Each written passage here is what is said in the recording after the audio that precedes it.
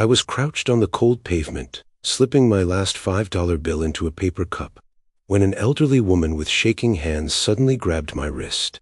Her grip was weak but desperate. She leaned in close, her breath warm, her eyes terrifyingly clear, and whispered, "You've done so much for me. Don't go home tonight.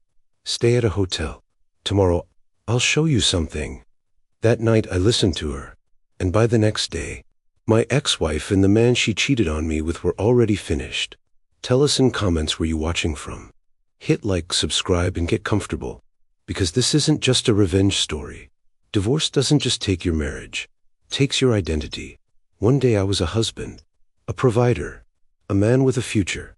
The next, I was sleeping on a mattress on the floor of a half-empty apartment, staring at water stains on the ceiling, replaying every argument in my head like a punishment loop. My ex-wife Lena didn't just leave me. She upgraded. New car, new condo, new man. My former best friend, I found out through Instagram. A smiling selfie, her head on his shoulder. Caption, "Finally choosing happiness." I threw my phone across the room and felt something inside me collapse. Not anger, emptiness. I took the first job that said yes. Not a career move, survival move, entry-level position. Long commute, low pay. Every morning I walked the same route from the subway to the office. Past coffee shops I couldn't afford, past people who looked like they still believed in the future. And every day, he was there. An elderly woman sitting near the corner bakery. Thin coat, gray hair tangled like it hadn't seen a brush in months. A cardboard sign that said nothing. She didn't beg. She didn't look up. He just sat there, as if the world had already forgotten her. The first day I ignored her. The second day I hesitated. The third day, I stopped. I don't know why. Maybe because I recognized that look. The look of someone who used to matter. I left a few coins in her cup. She didn't thank me. The next day I left more. Still nothing. Then one morning as I walked away, I heard a voice behind me. "Bless you," she said quietly. I nodded, embarrassed. From that day on it became routine. Coffee for me. Change for her. Some days I skipped lunch just so I could leave her a bill instead of coins. Felt like the only good thing I did all day. It was raining the day everything changed. Cold rain. The kind that seeps through your shoes and into your bones. I crouched down again, sliding a $10 bill into her cup.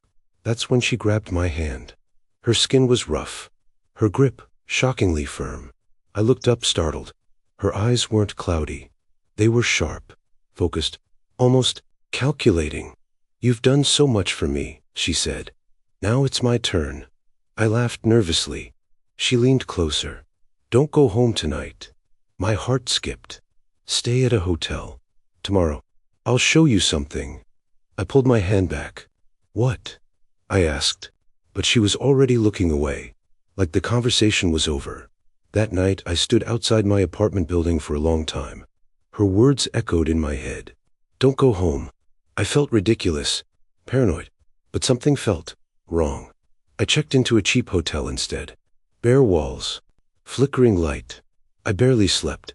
At 6 a.m., my phone exploded with notifications. Missed calls, texts from my neighbor. "Your apartment building caught fire." My blood turned to ice. An electrical fire had started in my unit. My unit. Everything was destroyed. Furniture, clothes, photos. If I had been home, I couldn't even finish the thought. I sat on the hotel bed, shaking, realizing something terrifying. That old woman hadn't guessed. He knew. I rushed to the corner the next morning. She was waiting. Same spot. Same coat. She looked at me and smiled. "You listened," she said. I nodded, unable to speak. "Come," she said, standing up. She walked with purpose. Not like someone weak. She led me to a black sedan parked nearby. A driver stepped out and opened the door. I froze. "What is this?" I asked. He turned to me. "My real name," she said calmly, "is Margaret Hale." The name hit me like a punch, because I knew it. Everyone in finance knew it. Margaret Hale, former hedge fund executive, whistleblower, the woman who helped take down 3 Fortune 500 CEOs. After the trial, she vanished, lost everything, family, friends, prediction. She looked at me. "I sit on that corner because it reminds me who I am without power." I swallowed hard.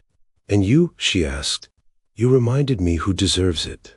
She already knew about my ex, about Lena, about my former friend, about how they'd used insider information from my old job to get ahead. Illegal information.